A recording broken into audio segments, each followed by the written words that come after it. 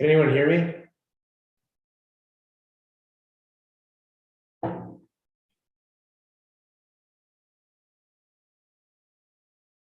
There you go. Hi, Matt. We can't hear you. Okay. Yeah, sorry, we're getting recorded. I just want to make sure it's working.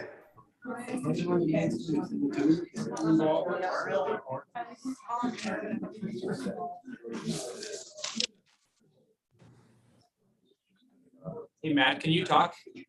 Yeah, can you hear it? Can you hear me? Loud and clear.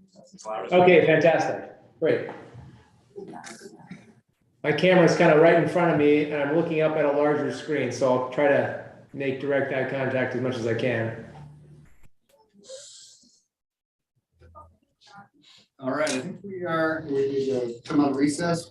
We gotta record. Go. Happy set up there. Ping them. Yep. Okay, welcome back. Yes, we'll go ahead and start with introductions. We know each other, but I'm Mayor Scholl. This way. Council President Doug Morton. Council Stephen Topaz. It's your turn, Patrick. Yeah, let's go ahead. Councilor. Counselor Jessica Chilton. I'm John Walsh, City Administrator. What we have in the room is the evaluation committee. So these are people that have been selected to be here as part of different boards, commissions, and community members to offer broad slice and give recommendations. So I'm Jennifer Pugsley from the Planning Commission. Stephen Toski, Planning Commission. Russ Hubbard, Planning Commission. Herman Dunn, Parks and Recreation Commission. Al Peterson, Architect.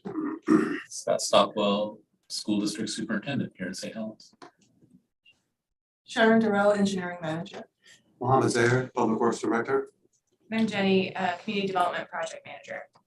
I'm Kathy, City Recorder. I'm Lisa, the Deputy City Recorder. the whole team. Do you want to go ahead and introduce yourself? Sure. Yes. My name is Roy Kim, and we'll go through some more detailed information, but to start with, Mayor Scholl's counselors and commissioners and the staff, thank you for the opportunity for us to be here. We're not quite mentally ready because of the timing, and I apologize that Matt is joining us on a screen. But we're happy to be here, and I can just feel the energy, and I think Francesca and I were here Saturday walking, just wanted to walk it again. And we talk about how, you know, the feeling that you get when you walk St. Helens compared to when you walk Portland has its issues, but other places where people are just busy going to places. We could feel the friendliness just when we're walking the street that we didn't feel when we're in other parts. So appreciate being here. It just feels great to be here, and we'll go through the presentation the way we're intended to do the best way we can. So I'm Roy Kim. I'm a civil engineer by background. Worked for a large construction company before I moved up to the Beaverton area in 1991, so 31 years ago, and have been here since then. And been doing real estate development. Started out at the Bethany area. If you're familiar with that, there was 130 acres that my father purchased in 1978. And he tried to sell it at one time and couldn't. The timing was not right. And I jumped in and said, why don't I come up here? So fortunately, he said yes. So I came up here in 1991 and started doing their development from then up to now for 30 years. So we have the 130 acres. There's about a 4-acre parcel left, but everything else is developed out, from a grocery anchored shopping center to apartments. We had a subdivision, we have townhomes, condos, an athletic club, and a senior housing. All the commercial buildings that we built, we still own, and we manage in-house now. And so that's me. And then the developments after that in Beaverton, Gresham, and now we're in Camas, Washougal area on the other side of Columbia. This is Jeff Oberst. He's a construction and development manager, and we'll talk later, but he's been on this project, on Bethany development project. Many projects. I've been with the company now for 22 years, so I manage most of our projects. This is Francesca. She's involved from the beginning, and she pretty much sets the culture, the HR policies, the events, and those types of things for the whole company, including the design. And this is Shauna. She, you can introduce yourself. I work primarily on supporting Jeff for development, pre-construction and development efforts. And Matt is on the screen. Matt is YBA Architects. And Yep. Hey, everyone. it works. Great. Do you want me to say a little bit, Roy, or Sorry? do you want me to say a little bit about myself and YBA? Yeah, so real briefly, and we'll go through this in our presentation a little bit, but we can shorten it then. But yeah, my name is Matt Brown. I'm a founder and principal at YBA Architects. We're based here in Portland. I grew up in Roseburg, Oregon. Went to University of Oregon, spent a lot of time in Eugene, Springfield. And then I went abroad and lived a lot of different places in Japan, lived in London for many years, and then came back and started the firm in 2014 with an old college buddy of mine. And we've been going strong since. We've had the pleasure of working with Roy, Francesca, Jeff, Elena, Shauna, the whole team at RCAM for, gosh, since 2015, when we partnered up to do the downtown Rockwood project.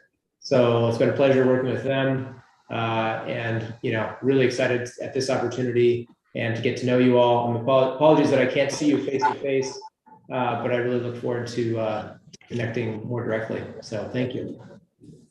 So we'll go ahead and go through our presentation. It's basically introduction of us and the different projects that we've done and how we approach different projects. Presentation should take approximately 30 minutes, but we'll go as quickly through it as we can. I think so we'll have enough time for questions, and I think there's probably maybe more value in having questions. So why don't we go through the presentation? So yeah, as I said, we walked the site. We spent some time looking at the opportunity, and we think it's a great opportunity. It's very a lot of things going on here that is exciting for us. We went through the team already. So let's go to the next one. Our values. So this is basically how we, what is important to us, how we approach our development and development business. The first thing is we don't come with a formula. We have a process. So we think every site is custom, and we need to look at every site differently. We don't develop, as an example, just shopping centers, and we'll plot the shopping centers different, the similar shopping center everywhere. Every site is looked at individually and customized. We have a process that we go through that, and we understand the community at a deeper level. We meet with the community members, and we develop a unique master plan that reflects the community's vision, and it has its own personality. So that's how we approach every site that way. We use our own equity. That we just make our own, we don't, so far we have not brought in any outside equity. So we use our own equity. That makes us more patient, that makes us more involved. So we think that reflects on the way we do developments.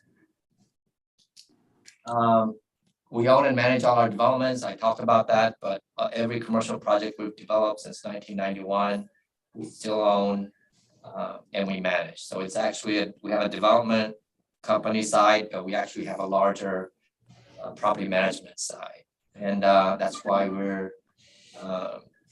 have these relationships that go a long time with our tenants, with our other business partners, because we stay in a building for long term. We are a family. That's basically looking at, I think a lot of the way I view things is we're doing it for our children. I think a lot of you are probably doing the same thing. That a lot of the efforts that you have on what you're doing is for our children. And I think I was asked, why don't I go to different parts of the country where there's maybe better opportunities to do development? And I said, I want my children to live in a cool place. And so that means working in the community that my children are at. So we kind of think that way. And we kind of look at our relationships that way too. And we're looking for long-term partners. We have that in the community now because we've been doing this for 30 years, and we feel very fortunate about that. In somewhat short term, but so we have a project in Gresham. We went through the city council at Gresham to get their approval. I don't know, 5 years ago, 6 years ago. Many of them have moved on, but we had one of our buildings go through an opening, and those commissioners from 5 years, 6 years ago were all there, and because the relationship and the communication continued even after they left the city council. And this is very typical of how we operate. And we also very much value the long-term relationships we have with whether it's lenders or designers or even tenants. We have tenants who we've had relationship with for 20 years, and now because we're able to work together, their business has grown, and we think it's cool. That's part of what we're able to do and the relationships that we're able to enjoy.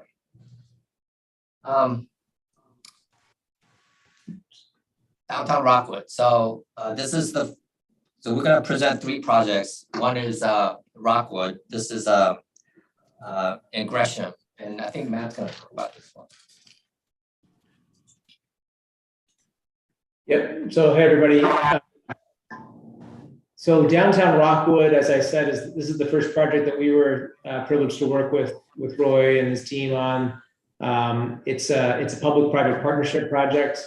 It was on a 5.5 acre site at the center, the geographic center of the former city of Rockwood. That's now part of Gresham, kind of in East Multnomah County.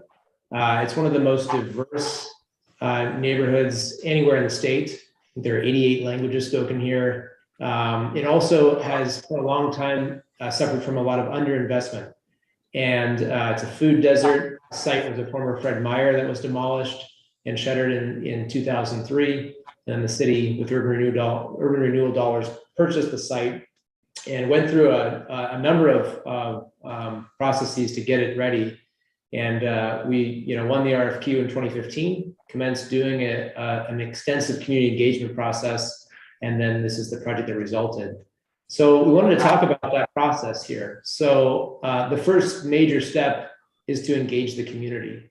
At downtown Rockwood, we hosted and helped organize a number of events of all sizes and scales that we've helped form a community liaison group to reach out to the various members of different sub-communities, folks from very different parts of the globe, in this case, and all other sort of manner of diversity. So we held events and had booths at public festivals that were in the Rockwood community, and garnered a lot of information that then drove the programming of the design. We held tons of conversations, one-on-one conversations, small group conversations with city leadership, obviously with business owners, neighbors, neighborhood association leaders. And that ultimately yielded values and helped us understand the priorities of the community. So we did a number of different analyses to uncover those and then reproduce them, show them to the community, make sure that we were hearing the right message. We also did analysis to understand through surveys community preferences for things like architectural character and also the amenities, the qualities of the main street, how people feel about cars, things like that. And then ultimately that led to some key programming decisions. And in this case, anchoring the scheme around 3 major moves: a large new public plaza or square, the integration of a number of pedestrian-oriented streets, the kind of SU vehicles where possible, and then a large market hall for small-scale businesses, local businesses, entrepreneurship, and incubation. There were a number of other programmatic elements that came out of that community engagement process in terms of understanding community needs. And we delivered a number of those on the site as well. There's a workforce training center there for Oregon tradeswomen. There's also WorkSource Oregon has a facility there. Rockwood Community College has a part with their Small Business Development Center. Micro Enterprise Services of Oregon, MISO, is heavily involved in the market hall. So we were able to engage a number of community partners and deliver on the goals and needs of the community. And then ultimately through that process, creating a concept. We always want to have, we like to have a clear, hopefully graphically powerful, but simple concept. So for downtown Rockwood, this was the image that we developed, shows the plaza, the market hall anchoring the side of the plaza, and then buildings that architecturally reflect the diversity of the community. This is then the plan. So again, just sort of a simple concept, but simple is good. And a big plaza at the center, parking on sites that could be redeveloped later, and then very active frontage along that plaza. This is an overhead aerial shot of the plaza and the three major buildings that are the principal phases. And then this is what it looks like today. So two of those buildings are complete. The plaza is complete. We're about to break ground on the third building. And so far it's been a smashing success. The buildings are all leased up, all manner of different tenants, micro enterprise tenants. And as Roy said, we just had a ribbon cutting ceremony last week for the market hall, which is it's a one-of-a-kind building anywhere in the Northwest. Very, very cool place. Hopefully some of you can go and check it out and have some amazing food created by local folks who started businesses there. This is a view of a rendering of the market hall. And this is a view of it in action. You can see the small businesses there and the community activity. Really thrilled to be a part of something like this and the kind of vision that Arcam has brought to this. All right, with that, I think we'll talk a bit more about other experience. Roy mentioned a bit about Central Bethany, but I'll let him elaborate a bit more on that. Yeah, the Bethlehem Village, I'll just talk about that a little bit. That's the aerial view. Let me see. So there's a large shopping center in the middle, and to the right there are office buildings. We basically started our first subdivision in 1991, built the first apartment in 95, shopping center opened in 98. And then we did a townhouse in 99, a condo building in 2002, office buildings started in 1999 and finished in 2005. They're all small office buildings. We did a athletic club in 2005 and senior housing in 2009. And the second phase of senior housing was finished in 2015, and the latest apartment was finished in 2016. So that's where we are with that part. Just keep going. Yeah, this is a view down the middle. There's a little main street there that we created, which is unusual in a suburban shopping center. We were told it'll never work, but typically that's what we hear. On the right side, that pink red area is actually a parking lot, but that gets blocked off for events.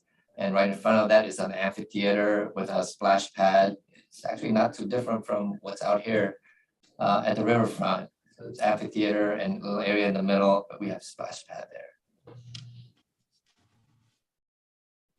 This is one of the theme from a summer concerts. We have 3 of them every year, plus some other events that we have.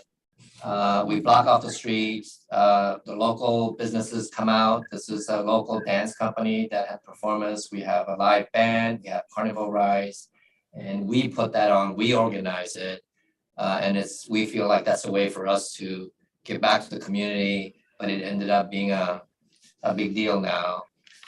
This is a bike race. Some of these events end up benefiting a charity or something. I think we had a run that was charity driven. So all these things are part of what we do. The highest point is the next project. Yeah, so I'll talk a little bit about Highest Point, which is our project out in the Portugal area, up in Washington, the border. So similarly to here, it's a riverfront site. It used to be an old lumber mill. The Hamilton lumber mill used to be there, and so the Port of Kamaswashogo actually got involved and purchased the site. They did some remediation and put it out for an RFQ back in 2019, which we were awarded.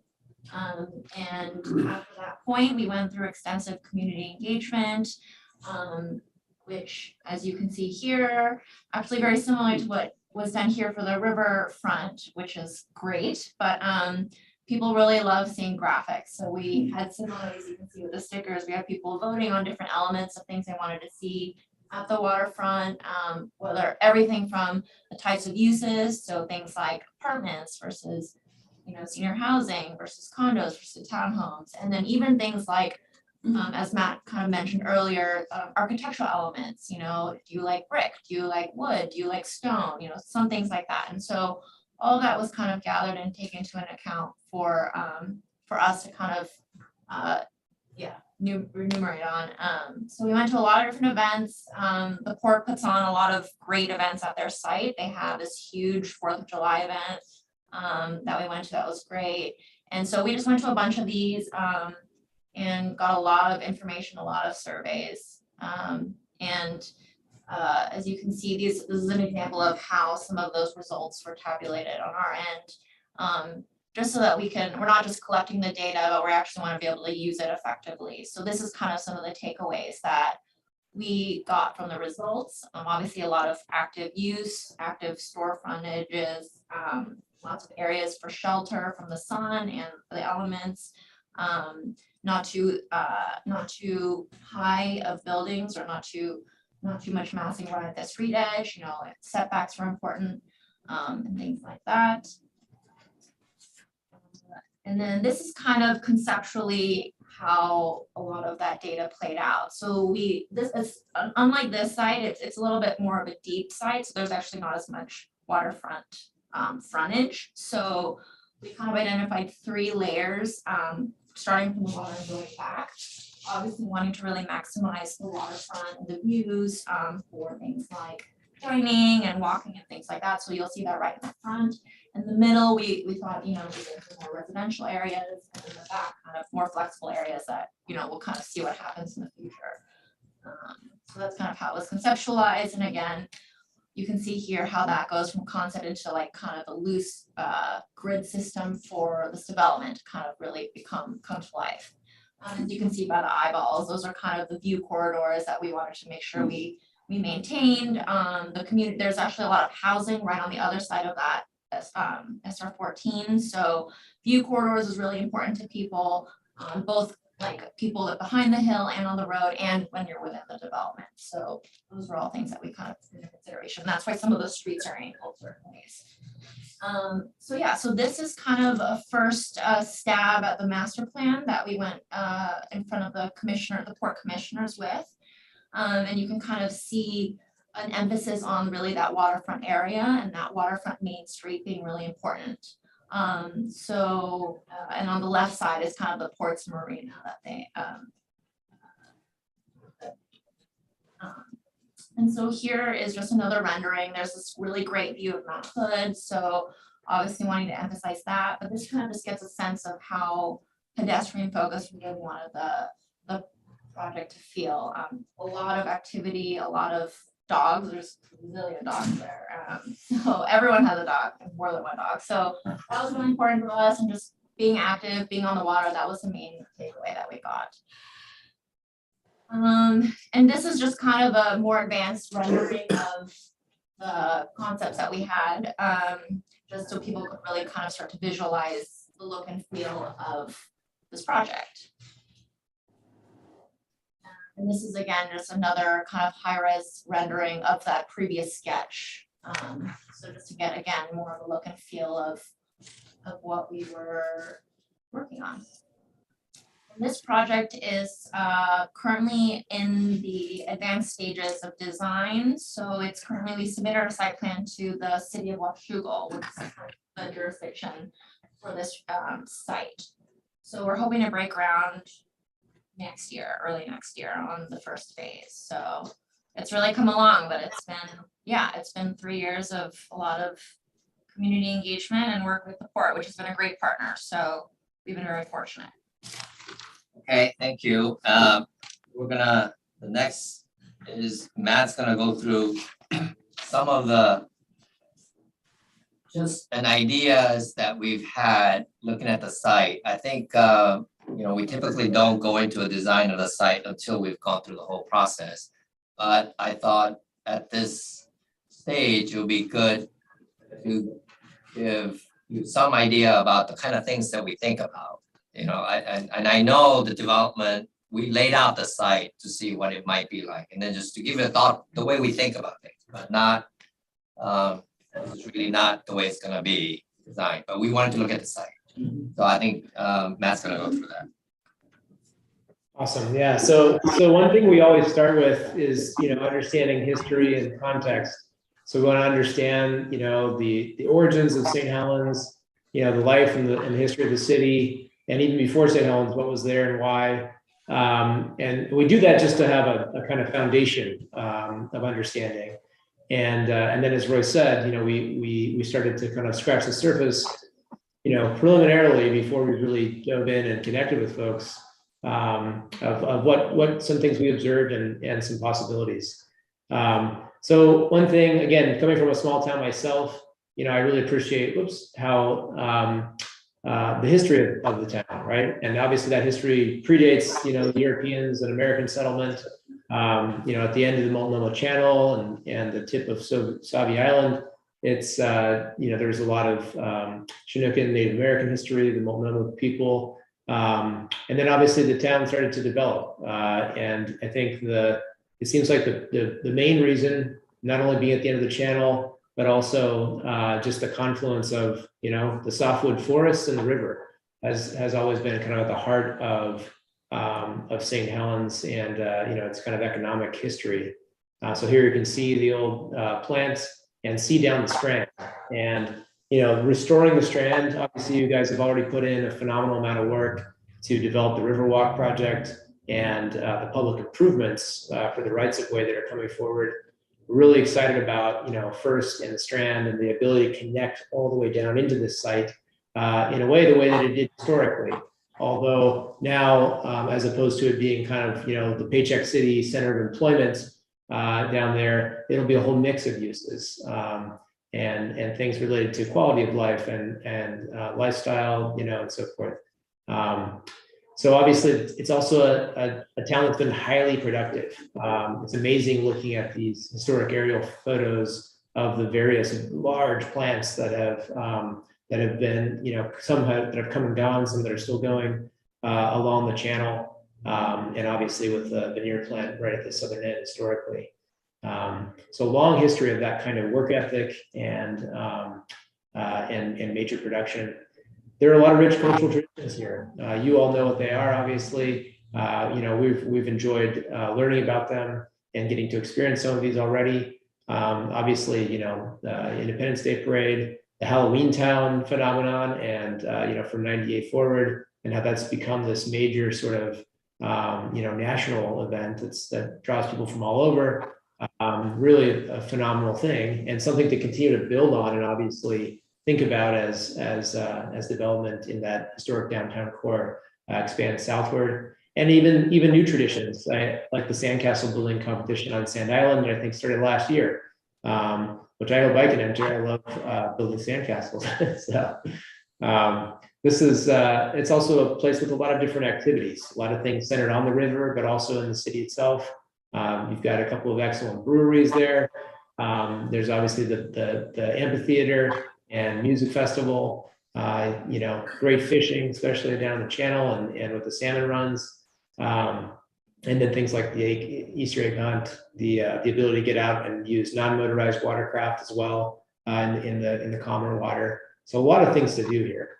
And of course, it's on the waterfront. So the waterfront was the historic center of the city.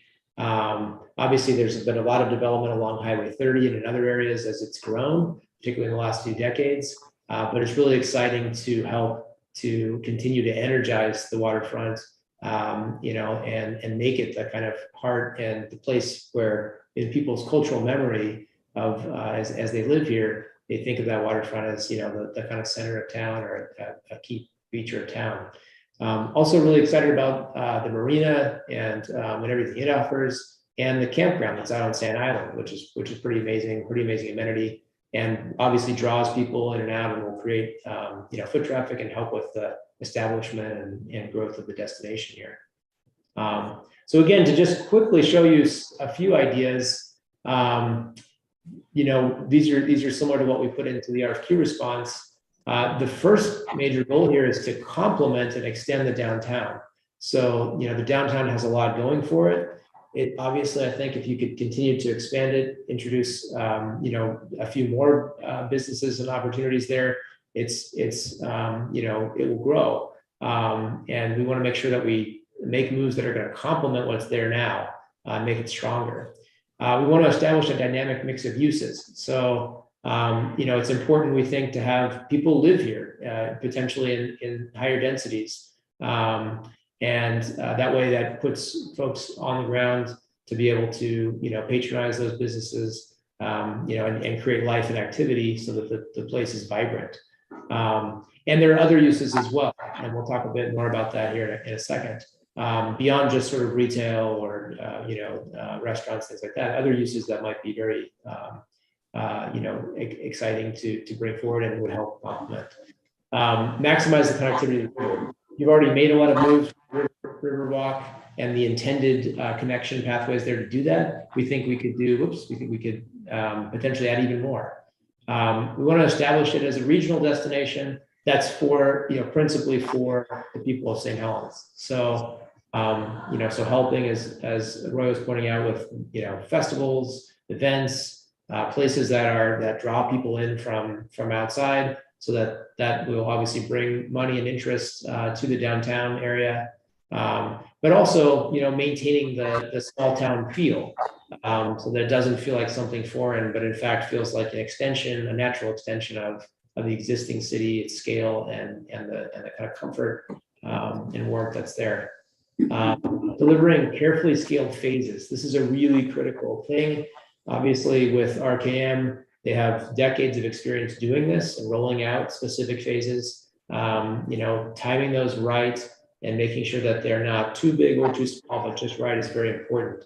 So that's a key thing, and a lot of our collective wisdom and experience will help to calibrate those so that they optimize the pace of how this expands and unfolds.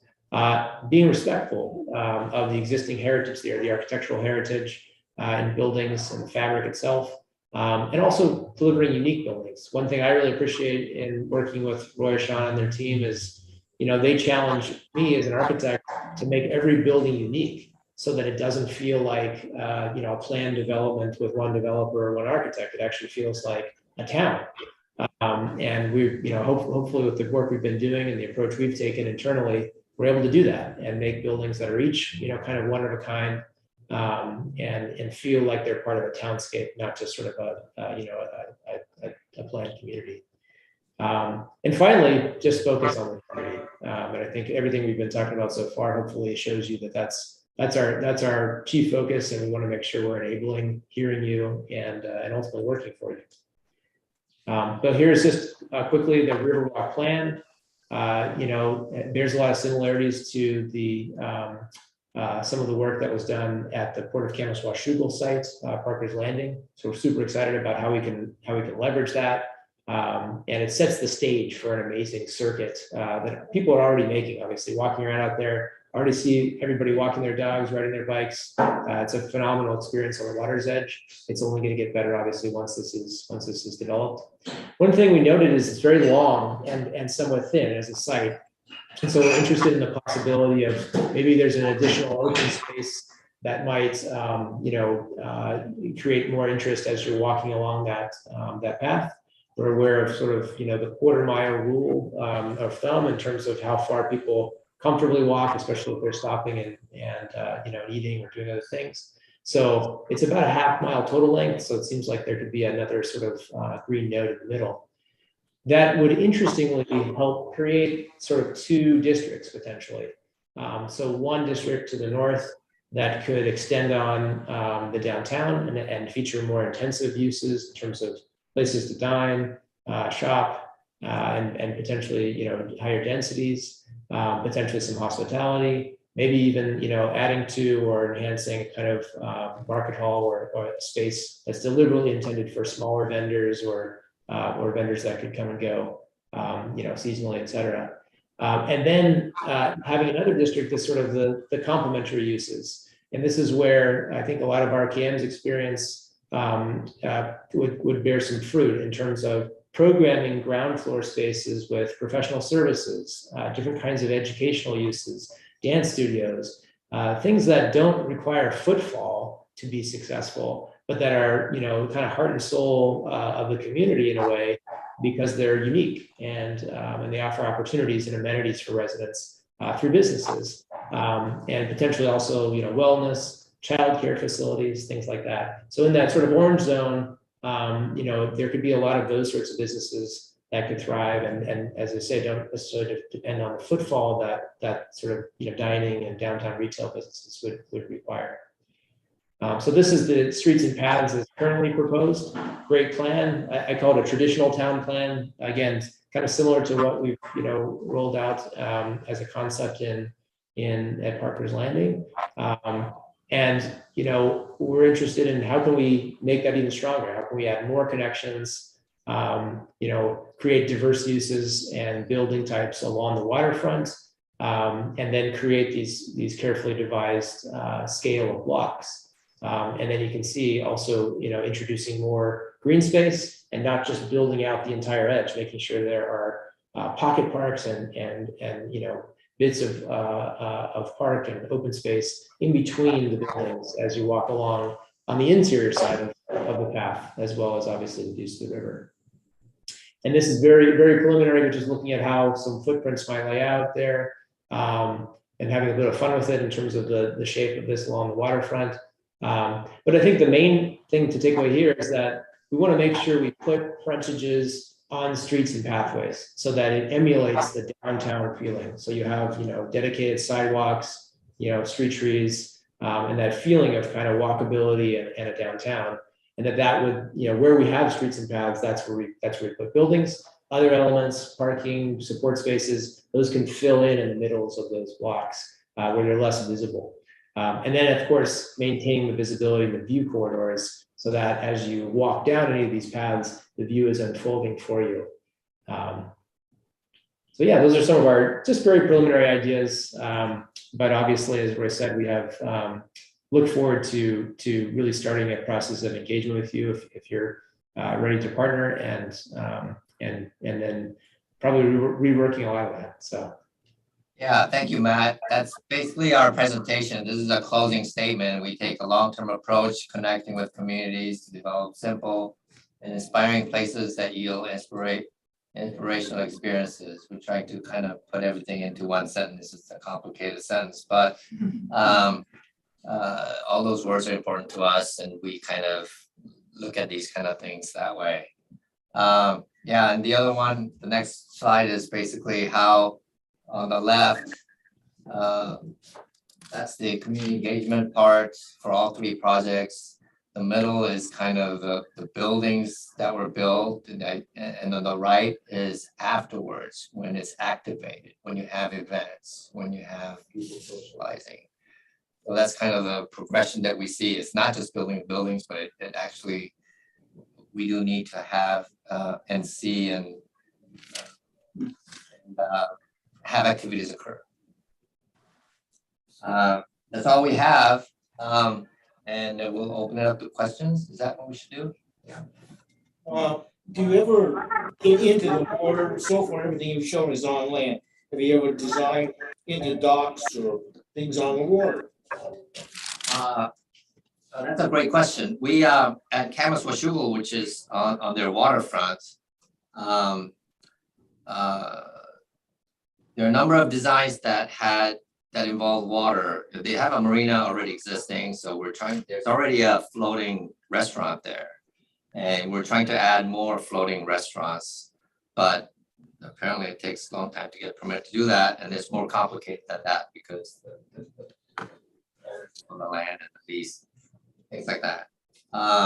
In this particular case, we actually talked about having I know there's a ferry that goes to Sand Island, but we internally talked about having getting more understanding of that, and actually possibly having a ferry down to Soviet Island on a certain times of the year, if there's an option. But something that makes it special for the experience for those that are living or have access to the riverfront.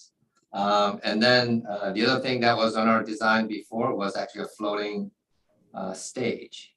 And we've seen this in other parts of the country where you can actually, from a lot of different places, and look at the stage that might be floating and have concerts there, something like that. These were these were in our notes when we're looking at the canvas waterfront project. And we'll probably, again, look at this in a customized way.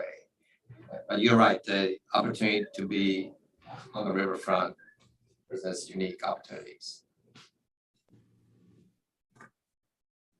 So my question would be, are we ahead of Canvas? Because we've done a bunch of this outreach as a city. And have actually done, if you've researched us a little bit, you'll know that we have actually done a bunch of outreach with our community.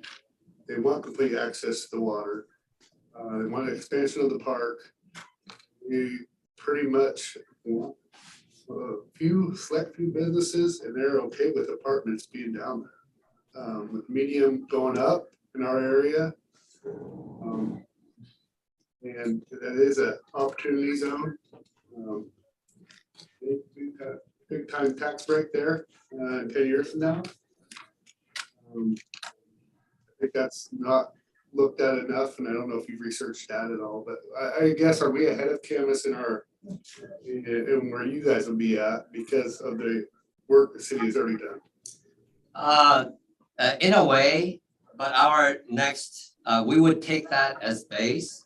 And the next engagement we'll have with the community would be show some designs so they can react to the design. And we can get some, whether it's preference for the different architecture, and if there's a plaza, how big should the plaza be? What should be on the plaza? Should there be concerts? Should we have a farmer's market? I know a farmer's market is on the list.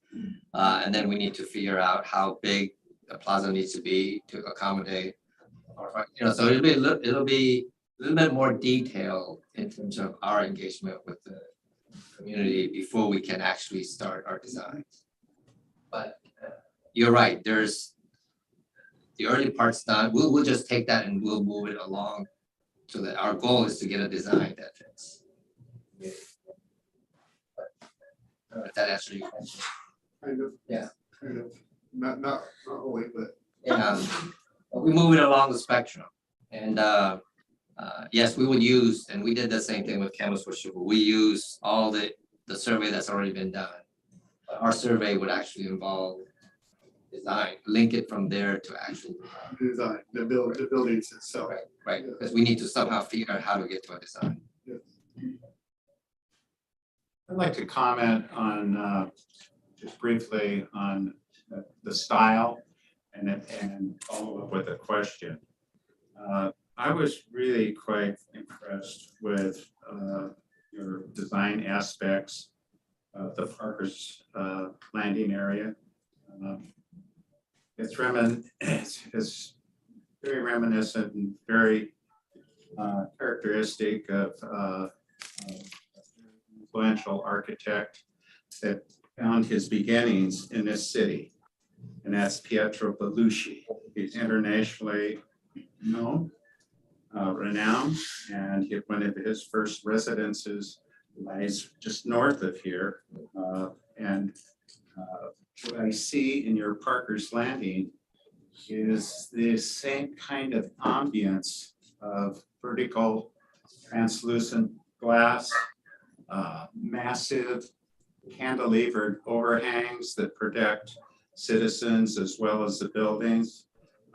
It's beautiful. It's absolutely stunning.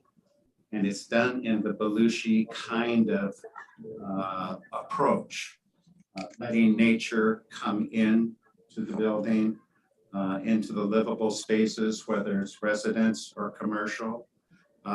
It makes no difference. It made no difference to Pietro Bellusci. But I'm seeing that. It's like he designed that section of that house.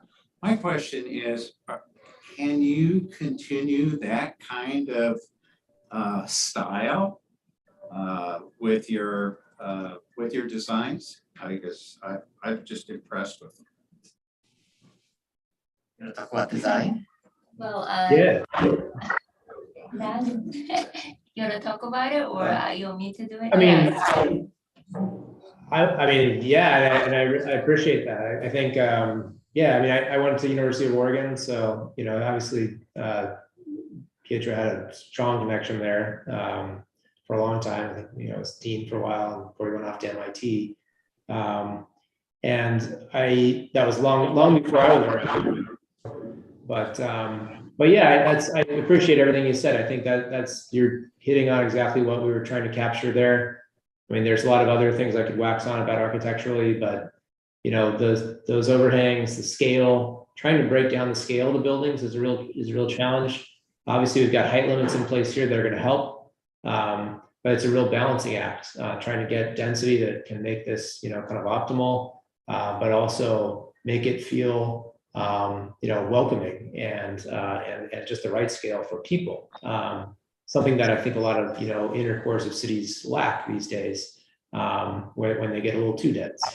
So yeah, I mean, I certainly look forward to using skills we have and sensibilities to deliver something for St. Helens that's equally or more compelling and interesting for folks there, and learning more about the community. And I think that's one thing that looking through the vision and framework documents, like to the prior question, a lot of work has been done, and a lot of work has been done about uses and and activities where specific uses were put down on the paper and and then organized in that document.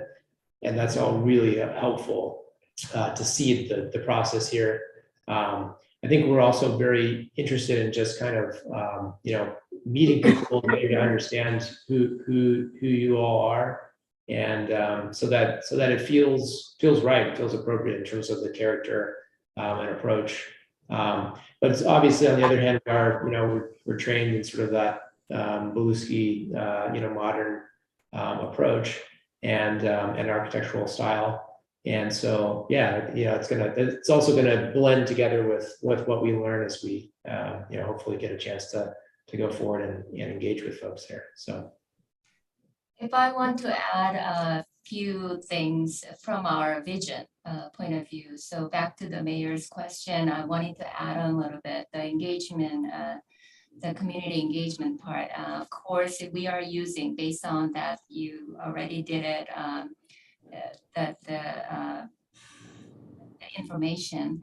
The reason we want additionally, we probably do some more depth of communication with the communities to get to know more deeply.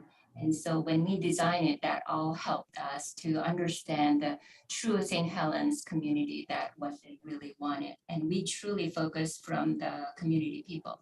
Back in 1991, when we created the Bethlehem Village, and we are the one other person and community that company that we gather the community people and leader and ask about what they want, what they needed, and what they even wished for. And we located that all those, the grocery store, drugstore, the housing, and all those kind of way. And so St. Helen, of course, we wanted to create a totally that customized creation. And our company, RKM and Central Bethany, we never created same things again and again. We truly look at it on site. And that's a part of our joy and fun part, because we don't want duplicated and again. And so that's the difference between the other developer and I guess it's us. So back to that, your answer. And of course, we wanted to create a one of a kind of another Helen if we are able to do it.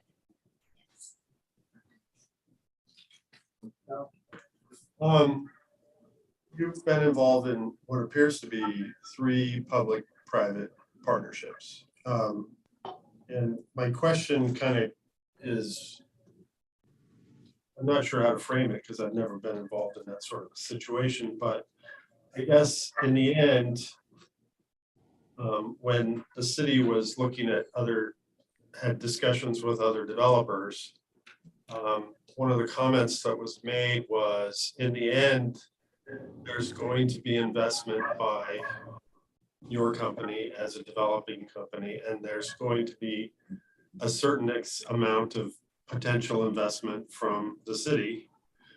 And I guess from those 3 projects, what would you say the percentage of public versus private development went into those projects? Yeah. It all varies. The real, so when you have public-private partnership, there's a list of things that the public entity wants or needs based on community input. So a public plaza, a splash pad, Riverwalk, all these things that are, and in our case at Rockwood, they wanted an incubator retail spaces for small restaurants. And on the other side is a developer who needs to be able to go get financing. Right. So if this list is huge, then the developer needs more help to be able to get his financing. If this list is very small, then developer doesn't need as much. So that's kind of where it varies. Yeah, that's pretty much where it varies. So if this list is very small, we've had it where there's just very little, if any. I think in Beaverton, the land was on a very favorable ground lease arrangement. And other than that, there was no contribution from the city. So we can do that. On the other side, we have Gresham on a market hall, and to keep the rents low and have the incubator businesses, their investment. Well, we had also what's called New Market Tax Credit, which we had to go and get. In addition, the Urban Renewal District kicked in $4 million or something like that, between $4 and $5 million. So they all vary, but in return, we have incubator spaces, we have rents that are kept low for certain businesses. We have large plaza. Yes. So it sounds like the projects you've been involved with so far, you've retained ownership of at least the majority of the buildings, and I'm wondering if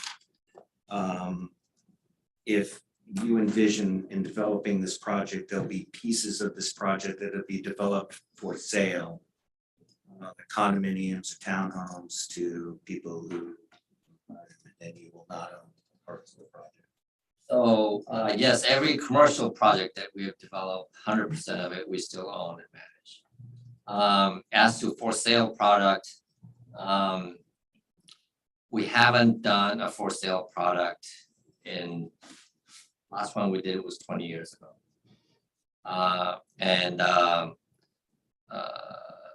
So we did a townhouse 20 some years ago, 25 years ago, and we did a condo 20 years ago. And there's a reason why we haven't done it in the last 20 years. We're not, yeah. I have another follow-up on that. So let's just say that you're not interested in making that a piece of this. One of the things that my opinion, the city is trying to do is get the thing started. Let's get our roads in, let's get our infrastructure in. I think the city may be willing to negotiate. If you can help us build roads and infrastructure, we'll negotiate by having you have pieces that you can own and build and maintain for your business. You've got a business model. It's going to work for your business model. It's going to help us get our project started. And are you willing to talk about how that kind of partnering could work? Where other different pieces of the project of the city, for example, wanted to have, as you say, ownership, different pieces of this project would be ownership. Would you be willing to work in that kind of collaboration? In other words, you'll get these pieces to develop. These will be pieces that will fit within your business model. And then as part of that, there's gonna be roads and infrastructure, Riverwalk. What works for both parties? Generally, that's the question. Yes. Okay. And then last question, I said I had, but you said that you have your own equity, and you come in financially prepared to start in on these things. And I know we have some money available, and there's going to be continuing money with the development zone here. Are you let's assume we had all the plans in place, all the engineering in place. Are you ready to get started? Are you financially ready to, this is an RFQ. And so the question is when would you be ready to go? When would you be ready to break ground? Assuming, we have an idea of what we want things to look like, we know how wide the streets are. We can enter into the business deal as far as both of us. When could you get started with those preliminaries magically gone instantly kind of thing? Yeah, no, we don't have we're ready now. We do have other projects going, but that's not gonna, we have that already allocated. We have resources for that already. So this will be independent. This, St. Helen is not gonna be on a different schedule because we have other projects going. I have another one.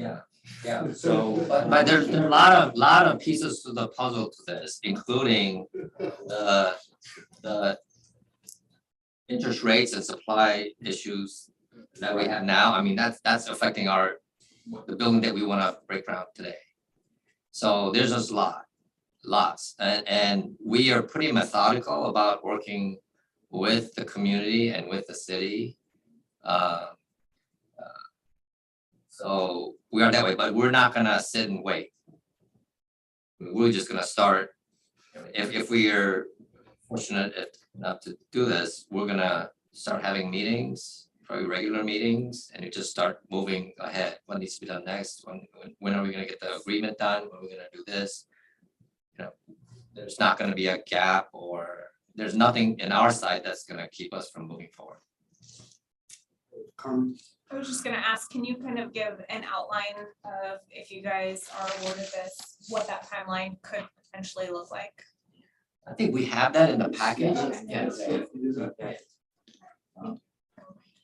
Are you want me to see it? No, it's okay, I'll pull it up later. No, I was gonna point out, I just wanted to point out, there was a time. So kind of a follow-up on Al's question, a little bit of the fees would be the landscape architects, Mayor Reed, and our civil engineering OTAC that we've had. And the price tag put on those are what we consider to be very well thought out and also realistic. We kept downsizing because we want to make sure we had a project that we could follow through on. Have you looked at those numbers? Do you guys agree? See your construction guys here. You disagree? I mean, in moving forward, it's a key element in how I've already leveraged some money in order to move this project forward. We're ready. Right. It's just down to Carmen. Yeah, it is. That Riverwalk is pretty impressive. I mean, that's gonna be a very important piece of this. There's gonna be immediate, I mean, do the same thing. It takes a long time and a lot of money. As for the cost, maybe Jeff can talk more about the cost, because the projects right now are all in 20-25% over budget. It's just very, very, I don't think we've ever seen it where it's just randomly, for no other reason than supply chain issues, but that's just a matter of getting things delivered, ordering it earlier, or maybe there's premium. But we have contractors who cannot bid because they don't have people. And these are people that we have relationship going 15 years. And they're our friends, but they said we don't have people to do it. Yeah, it's not necessarily their people. What we've really seen just recently is it's the suppliers. Manufactured wood products, Red Bill for one, does all the four-joy systems and everything. They are so out of bounds with their operations and their manufacturing that they don't know when the products will be available, so they're not pricing out packages to a lot of the subcontractors. So only some of the more powerful guys in town that do most of the purchasing are getting the attention from the suppliers, and a lot of the other ones aren't. So as Roy mentioned, we're in the process of buying out this next building, the Rockwood. And it's a large building, 108 units with 40,000 square feet ground floor retail. And we have been struggling. We've had to extend our bid date like 3 times now just to try to acquire enough bids. And the pricing has just been out of control. And it's not, we heard that a year ago, but it keeps getting worse. And the supply chain is getting worse. And my fear, what we've seen with the diesel fuel, is not only going to affect all building materials, going to affect all our food prices, everything's going to get affected, and I feel it's going to get a little worse. But it has been tough to when you have a budget, and I don't know when your budget for the Riverwalk was put together originally, and the last time they checked, but if it's more than 3 or 4 months old or 6 months old, it's probably outdated by 20-30%. And it's across the board. Everybody hears about the lumber, it always starts with lumber, steel follows, and then everything all the way down to the appliances goes with it. So I think what the contractor in the high school ended up doing was actually reaching out to local contractors. We have a lot of good workers in our area. We do. I think, correct? Yeah, and I was gonna follow up with that. We built three large schools in the last couple of years, and we're experiencing the same thing with our high school project.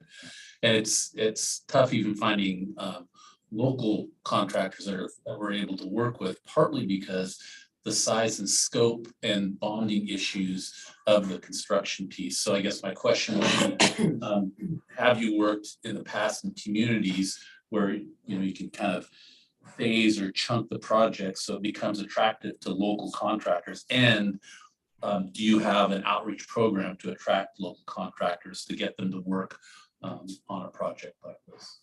Yeah, one of our goals on the Gresham project was to use as many local contractors as we could.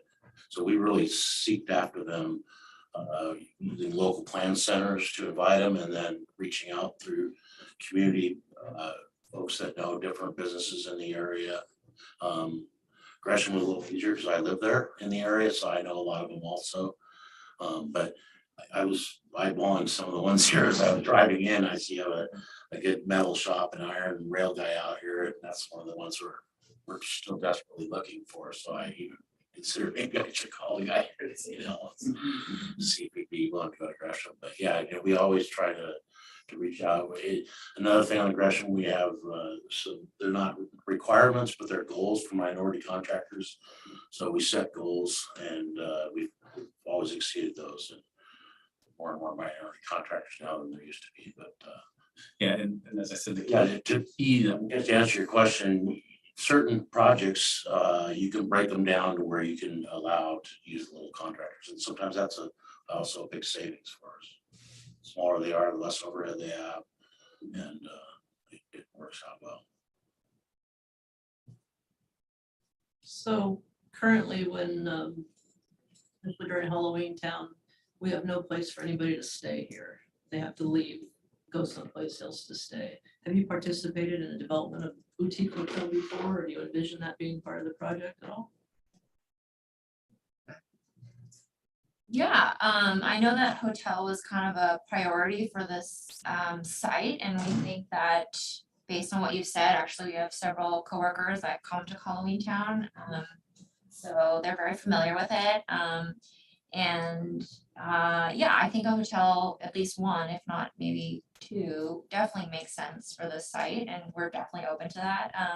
We're actually planning to put a hotel out at the Camas West Sugar waterfront as well. So we're already we have some relationships with other kind of local hotel operators, just trying to explore what that would look like. I mean, kind of going back to your question, there's a lot of different ways that we could do hotel, whether we're the ones developing it, or we have someone coming in and taking the parcel and doing it themselves. It just kind of depends on the brand or the operator and how they want to do that. But we're very open to that, and we think it would be very complementary to a place like this or any really waterfront destination, because it allows people to kind of spend money and keep the money in the city, in the district. And the only way to really do that is if people stay more than one day. So absolutely, yeah, definitely. My other question would be, do you normally participate in the infrastructure part of the project? Have you participated in that in the past, like water, sewer? Well, yes, I mean, Internal street. internal and on the Council Washugo site, we're bringing stuff in from SR 14. We're extending the water lines and the sewer lines in. We've actually participated in the construction of a new outfall for the storm system for the entire parcel property that we're working on, in addition to an adjacent development that's going on that's in construction right now there. So yeah, we've been involved in infrastructure, public utilities, offsite and onsite. So the city has done a bunch of, like I said, with OTAC on the south side of things, we've gone up to 90%. We didn't put curbs in and ingress egress because we don't know where the parcelizations will be, but the general footprint of the roads kind of pretty solid. I mean, a little flexibility if you guys see something different, but we're pretty solid as a city in the outreach that we've done, and especially on the boardwalk. I mean, that complete public access the whole way. Yeah, I think you heard Matt Brown. That would be something that we could ever negotiate. Yeah. It's something we couldn't. I know that for a fact. I think Matt Brown commented earlier that he thought the way you've done so far in the layout is perfect. You know, it being shared, you know, Understand that. like setting of a restaurant, I totally envision that. Yeah. Yes, I do totally see that, but you know, so just throwing that out there. So yeah, we're at 90%. We literally could, the sewer, storm, the storm has other little swells and feeds the some off into the river and a swell down below and Yeah, we've that's done a lot of work on this project. very desirable. Yeah. We, like you said, come to sites that haven't gone through all that already. You don't have That's why those. we were asking if we were ahead of Canvas, because I know I sat in on a lot of these meetings and I hope I wasn't a waste of time.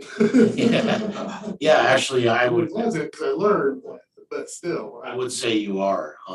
Yes. There's a lot of extra work that we did in the beginning with Canvas on the layout of the streets.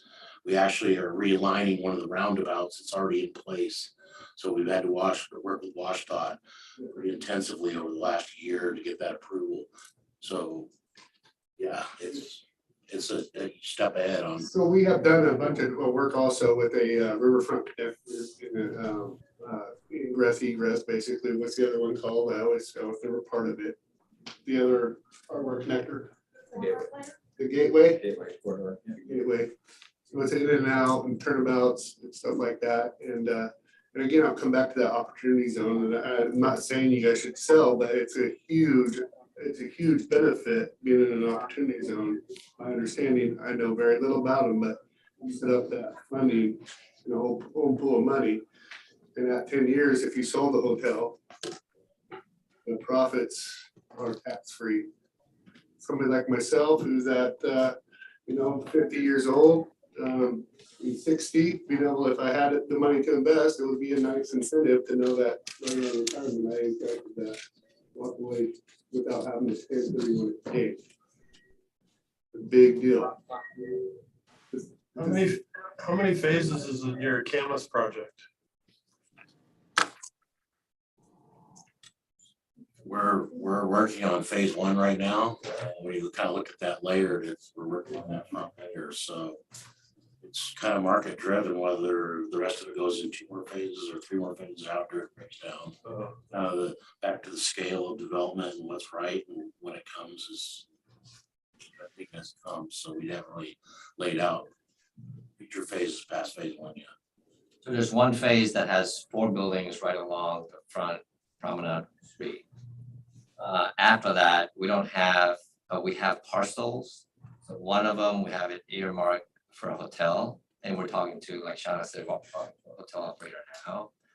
And that'll go independent of the other. So I would assume though, streets have to be in with the first phase. So none of the other parcels are gonna be done until the first phase is done.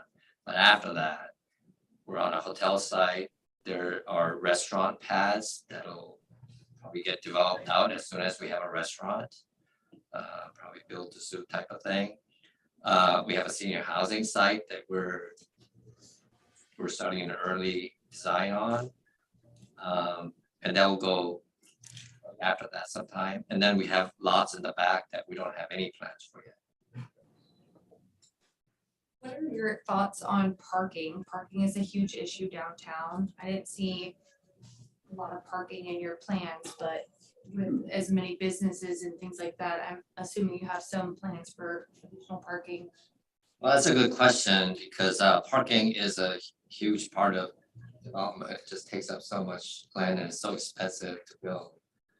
My personal thought,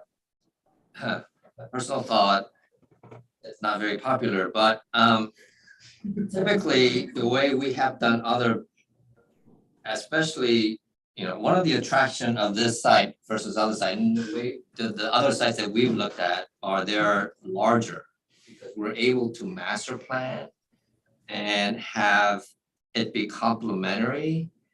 And we're able to create a sense of place just by itself, and we don't have to rely on other things surrounding. And here there's a downtown already, so we can leverage off of that. But I would like to do is have a building and have surface parking all around it to accommodate that, with the idea that in the future, when cars are all self-driving, and people don't own cars, and we can put buildings on it. But that's my idea, but it seems that, so hopefully we won't have parking, and that's a plan we have. One thing I wanted to add on, when we design and when we look at the site, sometimes we design it and it takes a really long time because it's a lot of process we have to go through. Then by the time that the current style and all those things got changed. And so we have to adjust it. So just like, for example, the phase 1, phase 2, phase 3, even though we set, but we constantly look at the market and this is really workable to build right now and things like that. So we constantly adjust our, schedule and market driven. The one thing I wanted to also point it out here, our company, we're not just a typical developer. They build, they design beautifully and they build. And they leave, they sell and leave. Our company that we usually, of course, we look at it, we put a lot of energy and we build, design and we build. And we remaining and we look at it actually that our design has worked and how much the community people really enjoy. And this is our vision is come true. And that's actually that really joy. And that's why we are here to see that all those process. So just want to point it out. Also add on that, as Francesca and Ray said, we developed a hold. So we pay a lot of attention to the quality of what we're building because we're going to take care of it for a long period of time. Just like at Bethany, we have our own roving landscape crews, we have our own roving maintenance. So I like that. we really look into the quality of the product because we're in it for the long haul. We're not just a merchant developer that's going to just build it and sell it. We take a lot of pride in that and put a lot of effort into the quality of what we build. And if it's not, our maintenance guys will call Jeff and say, why did you build it this way? So there's a feedback system. Sure. That's what you're gonna say? Yeah, I was gonna say, actually, we include a lot of our facilities manager in the design meetings because he wants to make sure the trash room is the correct size and if there's enough space for the trucks to come in, like all those things, especially when we have like in Rockwood, we have multiple buildings, we have one main trash room in the market hall. So all the different trucks have to have their carts fit in different, around the buildings to get there, to get the compactor. So like all of these design elements, the feedback comes from our guys that are gonna be actually, which is, I think, pretty unique and also really helpful in the long run. So then we don't have issues with property. So some of the feedback on this development was the Riverwalk actually be incorporated into CCRs on the development side of things. In some way, pass it along if you have to, but to make sure that landscape just looks mint down there at all times. because you are invested owners, right? You look at some of our properties. Budget cuts, all that stuff. Same as they do. It's ebb and flow, and it can just change, and private always does a better job. A little bit cheaper too, a lot cheaper. Back to that infrastructure, you would like to take it from streets and curbs and then to your project? Yes, The city to take care of that up to that point. that's correct.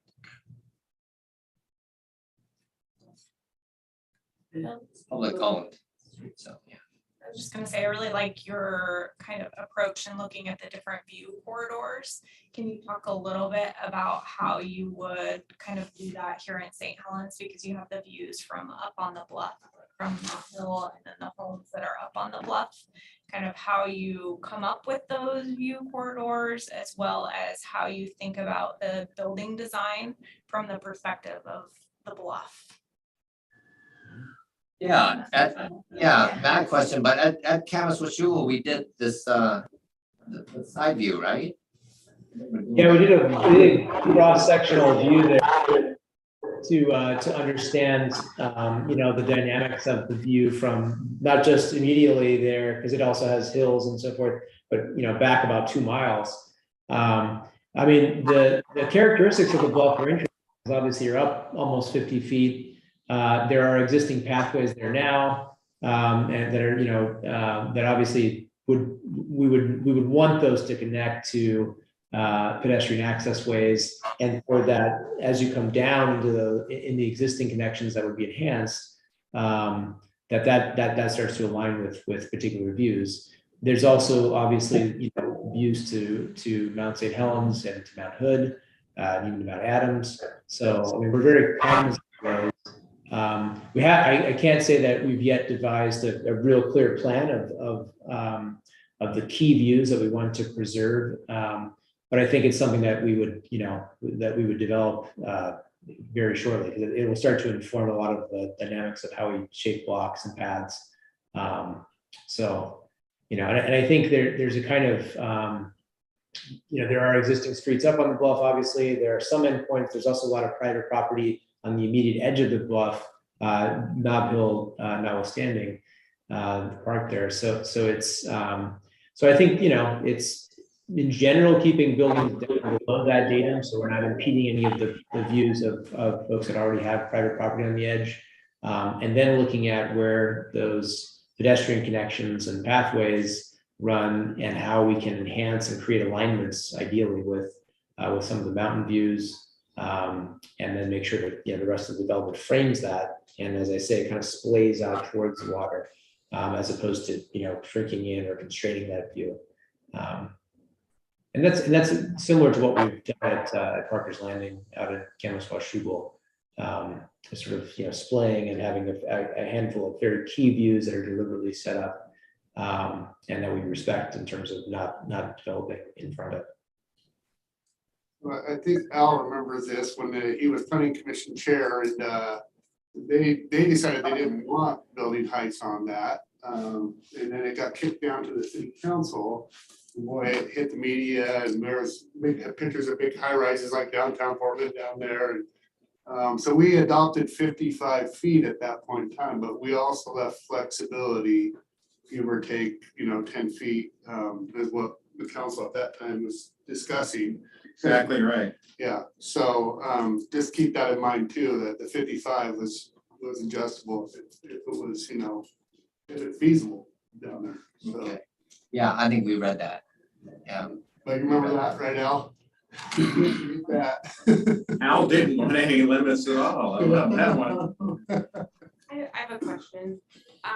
You guys talked a lot about compatibility with the existing downtown, and I think that's something this entire selection committee wants to see in the extension portion. You kind of have the two zones, the extension of the downtown. This entire property is subject to some architectural guidelines that help with that process. And so I wondered if you had experience in other communities kind of working within a framework of architectural guidelines, or maybe just if you don't have experience, talk about your flexibility when it comes to that. And I know it's also going to be involved with community, but just talk about architectural guidelines in general. Maybe that's a Matt question. Yeah, so definitely a lot of experience working with architectural guidelines, developing architectural guidelines. So we actually, in the case of Parker's Landing, the zoning and support there was actually less restrictive initially, but we worked to develop a set of design guidelines for that site that were kind of copacetic with their downtown Washougal design guidelines, which in that case, downtown is a little farther away. And, in our own work, we do a lot of work in, areas at the center of Portland. So we work with, various very specific guidelines in those areas, some historic guidelines in historic districts. Even in our projects in Gresham, both of the, we've done 2 very large projects there that are in specific districts that have very prescriptive design guidelines. And I think our approach generally is to, work with those guidelines and make sure that we find creative ways to abide the guidelines and also have, really unique, interesting architecture. And, we generally find that there's a harmony there. And I think, personally, I'm really interested in some of the older buildings in the city and just the window proportion, the deep reveals, the integration of basalt, obviously, which is difficult to do these days, but it's just a really beautiful material that's obviously right there on the hillside, and so it's intimately connected to the place.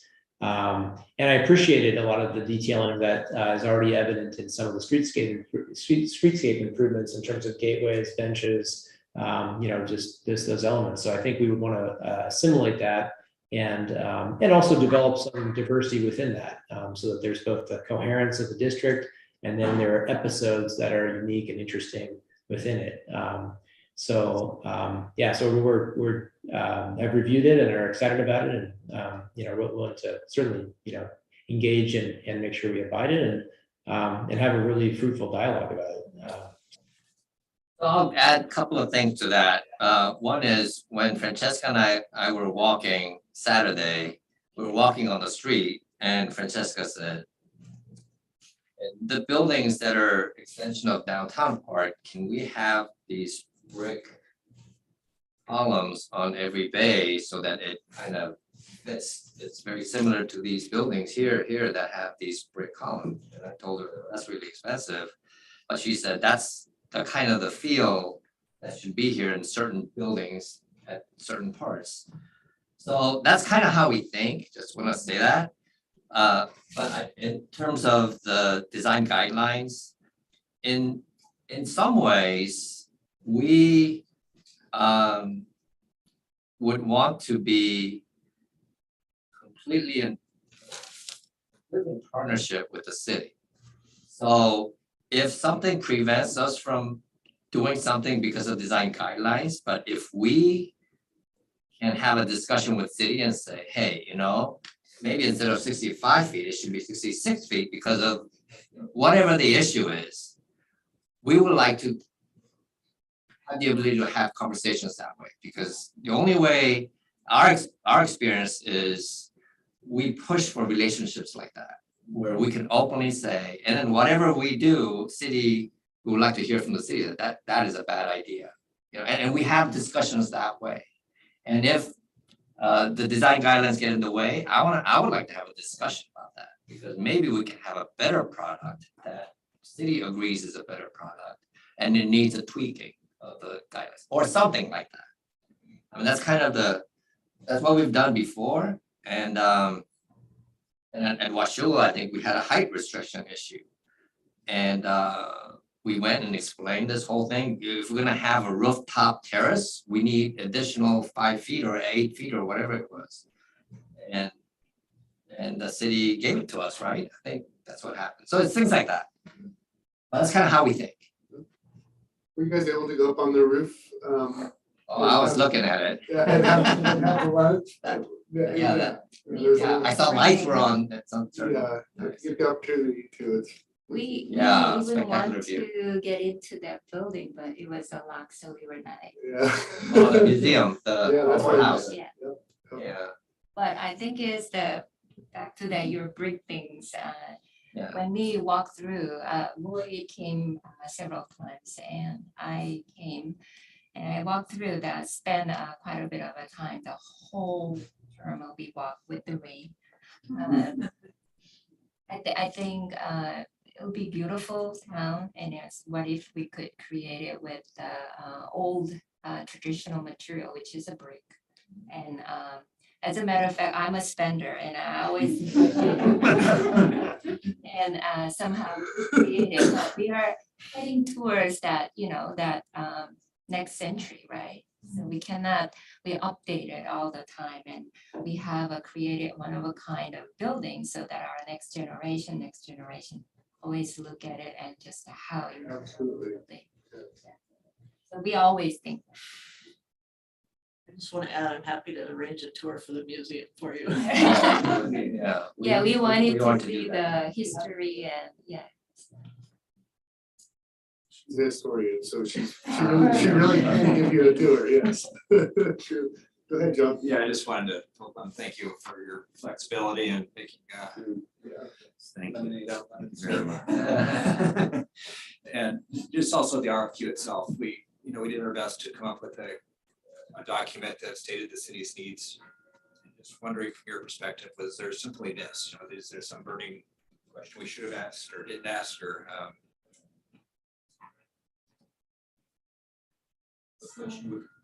I think it was actually, I think it was great. We love the drone shot. It is, we try to, it's a limited amount of time for us to try to understand the site as well as, in this case, downtown. We walk and walk slowly so we can see inside what kind of businesses are in there, to understanding,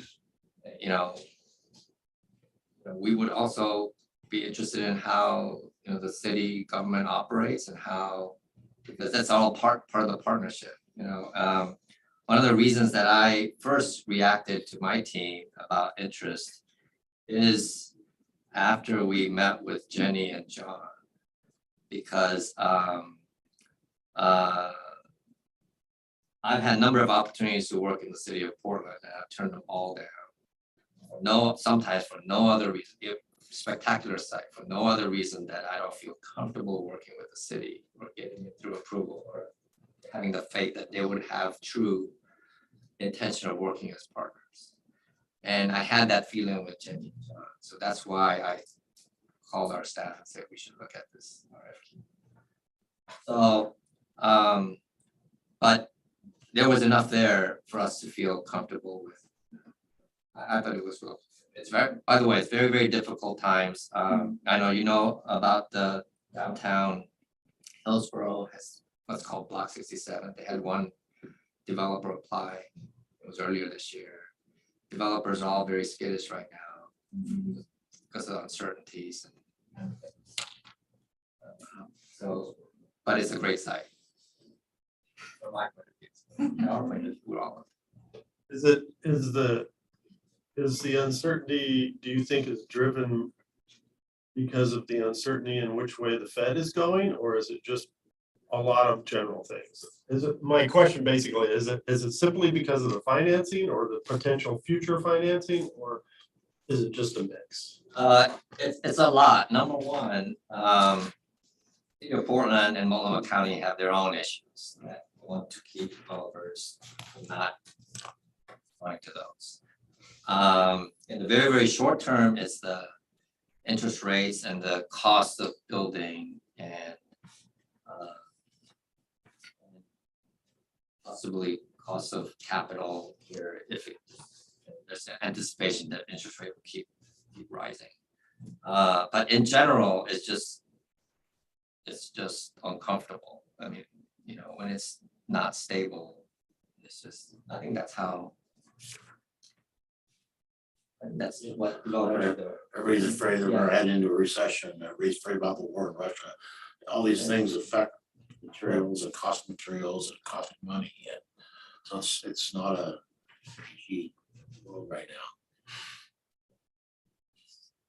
So figure out how to work around it all.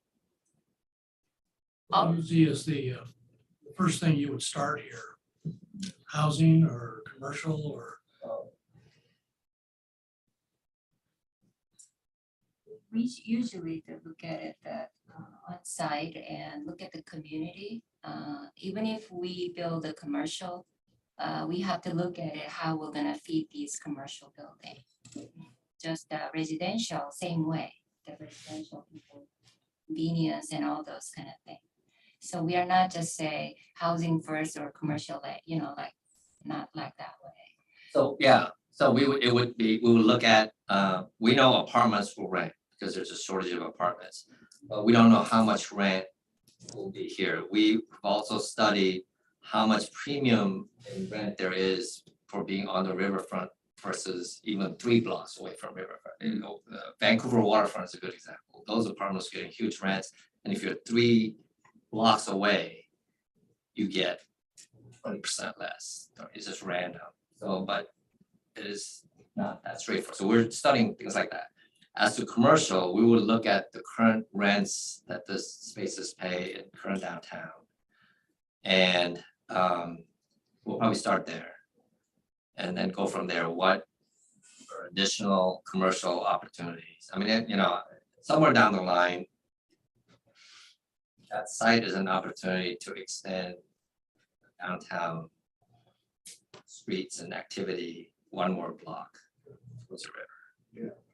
So it's, and it might be also tied to the Riverwalk, which again is going to be fantastic when it's in place. So we probably want to see the timing of those things.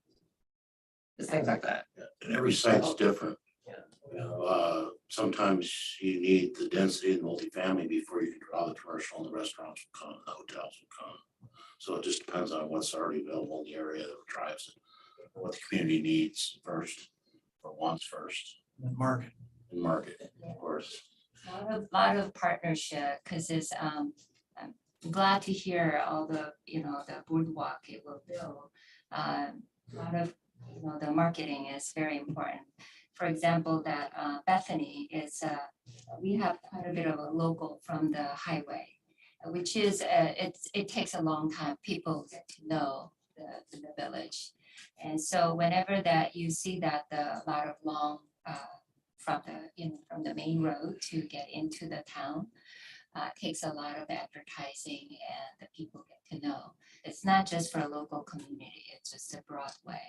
And so a lot of co-op, a lot of working together relationship is very, very important to be success, yeah. Also, just to piggyback off of that, like Gresham is a good example where it was a partnership with the city, the Urban Renewal District, and they actually did a lot of pre-work to help the developer partner in the sense that they actually went out and got tenants. They got some anchor tenants. And so we were very motivated to start on a building that would house those tenants because they had these otherwise in place. So that was huge because usually that takes a lot of time on our end, energy to find these businesses or these large tenants or these large agencies. And the city was able to, you know, use their city connections to find these key tenants and bring them to us. And that was very enticing for us. And so we got started on an office building right away to give that to them, you know? So those kinds of things actually also can help dictate what goes first. So in this case, at St. Helens, one of the earlier questions, you know, one of the questions I would ask very early is, are there other civic uses that can come to this site? Library, or the city need a larger office, or Police stations? I don't know what it is, but that's, what I'll call it, civic use. Because civic uses are always great to have in a community so that it doesn't turn too much into just commerce. You know, there's other aspects. Things like that. And we look at, you know, in Washougal, we asked about community colleges, medical centers. We research these things to see if we can bring those aspects into the library. Always looking at it. Library is great. So I'm a little bit curious. I know that Washougal Camas area, the site is very similar, not the same, but similar to St. Helens and similar communities. Are there any lessons learned from what you've done so far working with Washougal Camas area that you would bring us and perhaps not go down that road? We have a great that great positive experience so far. Right? Well, they, like it was mentioned, they didn't have a lot of this. They didn't have the boardwalk. They didn't have the utilities all extended. We had to realign the road, so they were further behind. But they I don't know, have really. some walkway. Yeah, they did build a trail Yeah. along, and they built a park, it's an open park. Engagement lessons or community that you've learned? I think that we did a good job hitting a lot of different things. I will say because it's a smaller town, we saw a lot of the same people. So, trying to figure out how to really reach different groups was really like, identifying, maybe like going to a group, like we went to like the Rotary Club, as an example, and did a presentation there as opposed to just like expecting them to come to the 4th of July event, things like that. So that was something that we kind of recognized, I think, towards the end, is that we were seeing a lot of the same people doing the surveys. So we really wanted to try and get as much of the community as possible, which is hard to do if there's just certain groups that just never go to those things. So that was kind of something we learned later, that maybe if we were here, we would try to get in front of that. Just otherwise you're just kind of getting the same voices. Yeah, but I What don't, else? yeah. No, we had great relationships there. And we methodically went through, we very much engaged with the community. We're going back to the chamber next week.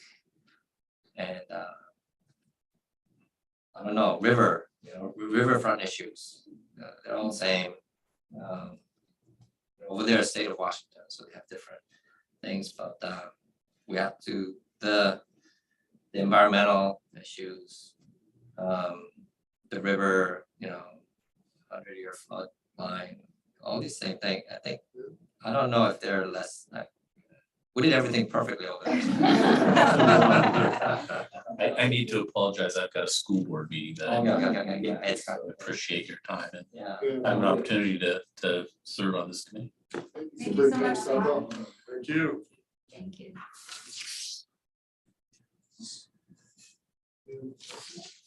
Just what were the tenants that the city was able to get you in Gresham? Just some examples, just kind of curious. Source Oregon, Mountain Community College.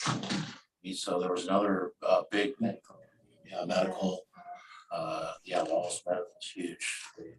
It's a large medical clinic with 15 exam rooms, 14 dental chairs, and they serve people without insurance. What was the other one I was thinking of from there? We brought Metro East. Metro East. Community media organization, helping kids learn media jobs. But yeah, it was really helpful also for our planning state purposes to have these in place. A lot of times they want you to have 50% of the building leased. Working tradeswomen, I couldn't remember if we brought them, but yeah. But WorkSource Oregon is a state agency, and they had another location that they needed to expand by 50%, and there was no place to go. And the city said, we're doing a development here, you should come here. So they had all that lined up. We'll get you a hotel. We'll get you Great. So, that brings up a good question, like Steve mentioned, in moving forward, you would come up with some type of design in order for us to help you. People are just gonna, hey, you wanna lease a spot for your business? I have people that actually, my chiropractor would love to sell her house in Warren, this is acreage, and buy a condo when they're built down here. And maybe, I don't know, I can't speak on her for her business, but maybe her business could be in the downstairs, one of the ground level, be living up above. How ideal. I can speak for her, but I know the condo, she said she would definitely sell her property and buy a condo if there was one down here today. So, my pitch to you is we are always this welcome. We are always this friendly. We have 4 different rivers that come right through here. We have the Multnomah Channel. We have the Columbia coming right down the middle. We have the Lake River right over there from Vancouver Lake. We have the Lewis River, B.B. Cooper money right here. Really, you got that? And you know, we're 35 minutes away from Bethany. And you've done a wonderful job over there. It is kind of hidden, and you do have to market that. But because I used to commute, I used to work for 2 for Landscape over there, Barnes Road. And that's changed a lot. Yeah. So we're, you know, an hour and a half from Mount Hood, an hour and a half from the coast, and we have this beautiful Columbia River. I literally have caught 6 Chinook this spring within a mile of here. And the closest one within It's a out there every day, it doesn't count. Not every day. I fish more than I work. You have I've been fishing that channel. not marketed here, like it should be, because of the deadline in our area, the Warrior Rock Lighthouse is fishing. I'm surprised somebody hasn't really marketed that fishing. And You know, the Columbia reopens tomorrow for 10 days. it does. Media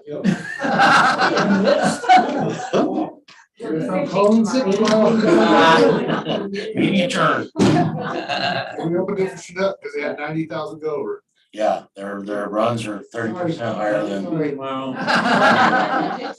we really are, you know, especially, you know, when it's not raining, come down here in 13 nights, gosh, it's just happening down here. You'll see the vibe and you'll, you know, popping in and out of stores, and our area is growing really fast. We're actually having growing pains, you know, just trying to keep up as a city. Yeah, so, which is a good thing, a good problem to have. And like I said, our medians keep going up, annual incomes, and the rents do seem to check out in our area. And like you said, on the riverfront, they're going to just draw a little bit more. So that's my pitch to you guys as well. Is, you know, this is who we are. So. Well, I commend the city for having control and having wanting to dictate how this place builds out, because this is a truly generational thing. This will be. That's the way we all look at this. It's beyond all of us. We're gone. It's still going to be there and be talked about.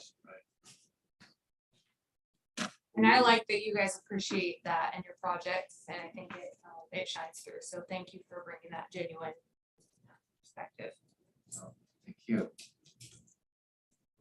Follow-up question. Do you have any of your plans in the past that have done any kind of marketing to try to pull the remote workforce? So like having potential meeting rooms or things like that that would draw remote workers who could work from anywhere and try to appeal to them to come to the city to live here? No, we haven't up to now, but. We're doing it actually at the waterfront, yeah. It's funny actually, because I have a coworker she lives in Forest Grove now, but she has friends that are like buying houses out here. It's so funny, because they can work from wherever now and they want to live, you know, outside of Portland in a place that's beautiful, and they can get like a decent, you know, amount of land here and like a nice house. So I think that that's very real. We're just trying to figure out how that translates, because we actually had a lot of ideas about co-working, and then the pandemic hit, and then people were like, oh, I'm just gonna work in my house. It's fine, I don't need space. But now we're seeing actually more of that, and that kind of like what was alluded to previously. Our original plans at the waterfront in Camas West Sugar did not have any office in the first phase, just because there was a lot of demand, and just with things getting back into the swing of things and people starting to go to work more, and people doing a lot of hybrid where they're like home 2 days or home 3 days and then out, you know, 2 or 3 days. We actually added back in a whole floor of office into one of the mixed use buildings. So it's actually ground floor retail, office, and apartments. So we're both vertically integrated and horizontally integrated. So I I think that co-working actually and having meeting spaces like that, small suites, executive suites, things like that is something that we definitely are open to, and we've actually implemented some of those things at Bethany too, just like micro suites, resident or many kind of executive suites and office spaces for people that just don't need to be in the office all the time. So yeah, definitely. So, yeah, to follow up on that one, let's see, number 3, redevelopment should drive jobs back to St. Helens. And so I'm a untethered worker. I run a business that is nowhere near here. And I actually have somebody who moved here recently who works for me because she also can work from anywhere, but she loves this community and came here. And I think there is a very large opportunity for selling homes to people who can work from anywhere and have the means to purchase waterfront property. And so I'm inviting you to consider that opportunity in your further discussions with our government. Thank you. Any questions? I owe the mayor a favor, so don't believe him about anything he says about catching fish. What they say about out when you're out there fishing, the first flyer loses. He doesn't want to share his fish. It's been where they obviously updated it yesterday. Today, actually. Yeah, today was, the meeting was today. We're, you have our contact information from this point on. If there are any other questions, you can just email us. Sometimes things come up later, but we're open to all communications. Any questions? Roy, it's truly been a pleasure. Yes. Thank you, Roy. Great meeting you and your team. Thank you. Thank you all, yes. Thank you, Matt. Coming. Yeah, I look forward to seeing you guys in person. Thank you.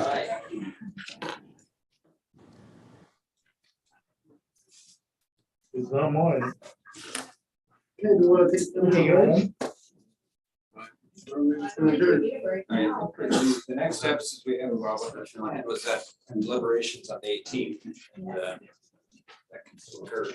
I think that's All right. thinking time now. So, with that, We have the record. we are going to be. Hold on just a second. Hold on. I'm gonna go ahead and adjourn. I gotta do this.